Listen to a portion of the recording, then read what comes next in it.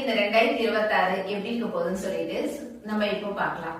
துலாம் ராசிக்காரர்கள் பாத்தீங்கன்னா எத்தையுமே கண்களாலேயே எடை போடக்கூடியவர்கள். அதாவது எவ்வளவு பெரிய விஷயமா இருந்தாலும் பாத்தீங்கன்னா கண்ணிலேயே பார்த்து எடை போட்டுருவாங்க. இப்படிதான் அவங்க இந்த மாதிரிதான் ஆளுங்க, அந்த மாதிரி ஆளுங்க அப்படின்னு சொல்லிட்டு கண்ணாலே பார்த்து சொல்லக்கூடியவர்கள். அதே மாதிரி இவங்க கிட்ட யார் பழகினாலுமே ஒரு டிஸ்டன்ஸ் வச்சுட்டு இருப்பாங்க. யாருக்கிட்டயும் வந்து பாத்தீங்கன்னா ரொம்ப க்ளோஸ் ஆயிட மாட்டாங்க. என்னதான் அவங்க நல்லா க்ளோஸா இவங்க கிட்ட பழகினாலுமே துலாம் ராசிக்காரர்கள் வந்து டக்குன்னு யாருக்கிட்டையும் க்ளோஸ் ஆக மாட்டாங்க. ஏதோ ஒண்ணு ஐயோ வேணாடா, பட்டதெல்லாம் போதுண்டா, ஃப்ரெண்ட்ஷிப்பே வேணாடா, ஓரளவுதான் அப்படின்ற மாதிரி அதுல கவனத்துடன் இருக்கக்கூடியவர்கள் துலாம் ராசிக்காரர்கள்.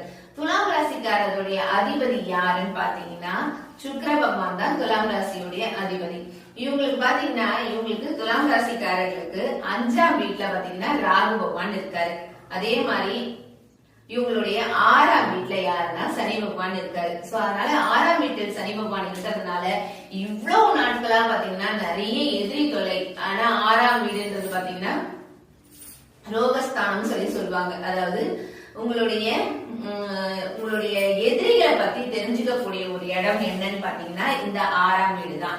சோ அதனால உங்களுக்கு யாரு எதிரியா இருக்காங்க அப்படின்றத வந்து வெளிச்சம் போட்டு காட்டக்கூடிய ஒரு வருடமாக இந்த வருடம் அமையுது.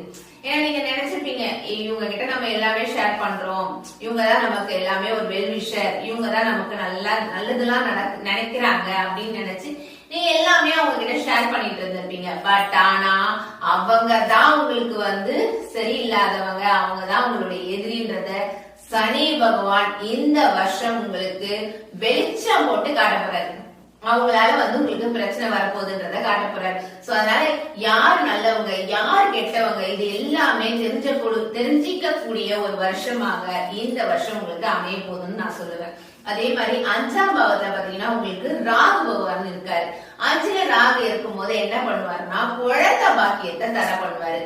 அதாவது பூர்வ புண்ணிய புத்திரஸ்தானம் சொல்லி சொல்லுவாங்க. அந்த பூர்வ புண்ணிய புத்திரஸ்தானத்துல போய் ராகு உட்காந்துருக்கும் போது குழந்தை பாக்கியத்தை தர பண்றதுனால இந்த வருஷம் வந்து குழந்தைக்காக நீங்க ட்ரை பண்ணிட்டு இருந்தீங்க, இல்ல ஏதாவது ட்ரீட்மெண்ட் எடுக்கணும் இந்த வருஷம் போய் எடுக்கலாமா அப்படின்னீங்கன்னா தயவு செஞ்சு இந்த வருஷம் மட்டும் போய் எடுத்துறாதீங்க.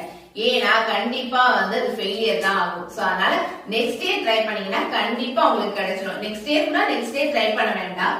ஜூன் மாசத்துக்கு பிறகு அதாவது ஜூலை மாசம் அந்த மாதிரி அக்டோபர் மாசம் அந்த மாதிரி ட்ரை பண்ணுங்க. அப்படி ட்ரை பண்ணீங்கன்னா ட்ரீட்மெண்ட் எடுத்தாலும் கண்டிப்பா உங்களுக்கு சக்சஸ் ஆகும். ஆனா ஜூனுக்கு முன்னாடி நீங்க என்ன ட்ரை பண்ணாலுமே அது உங்களுக்கு ஃபெயிலியரா தான் போய் முடியும். சோ அதனால போய் டாக்டர் கிட்ட பைசா கொடுத்து நீங்க வந்து செலவு தான் ஆகுமே தவிர உங்களுக்கு நல்ல அதாவது